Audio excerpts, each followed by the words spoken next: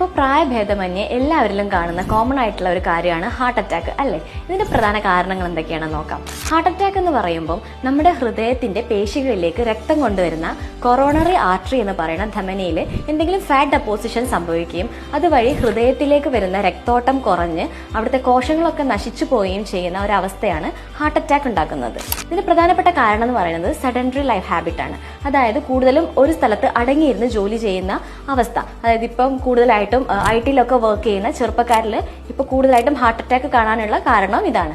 രണ്ടാമതായിട്ട് സ്ട്രെസ്. കൂടുതൽ family ലൈഫിലാണെങ്കിലും work സ്പേസിലാണെങ്കിലും കൂടുതൽ സ്ട്രെസ് അനുഭവിക്കുന്ന ആളുകൾക്കും ഹാർട്ട് അറ്റാക്ക് വരാനുള്ള സാധ്യത കൂടുതലാണ്. മൂന്നാമതായിട്ട് സ്മോക്കിംഗ്, ആൽക്കഹോളിസം പോലെയുള്ള ഹാബിറ്റ്സ് ഉള്ള ആളുകൾക്ക് ഇത് നമ്മുടെ രക്തക്കൊഴലിൽ എൻഡോത്തീലിയത്തെ നശിപ്പിച്ച് ഫാറ്റ് ഡെപ്പോസിഷൻ വർദ്ധിപ്പിക്കാൻ വേണ്ടിയിട്ട് സഹായിക്കും. നാലാമതായിട്ട് പറയുകയാണെങ്കിൽ കൂടുതൽ ഷുഗർ കൺസ്യൂം ചെയ്യുന്ന ആളുകൾ, പ്രോസസ്ഡ് ഫുഡ്സ് കൺസ്യൂം ചെയ്യുന്ന ആളുകൾ, അതുപോലെ ഹൈ BP ഉള്ള ആളുകൾ, കൊളസ്ട്രോൾ ഉള്ള ആളുകൾ, ഇവർക്കെല്ലാം ഹാർട്ട് അറ്റാക്ക് വളരെ കോമൺ ആയിട്ട് ഇപ്പോൾ കണ്ടുവരുന്നുണ്ട്.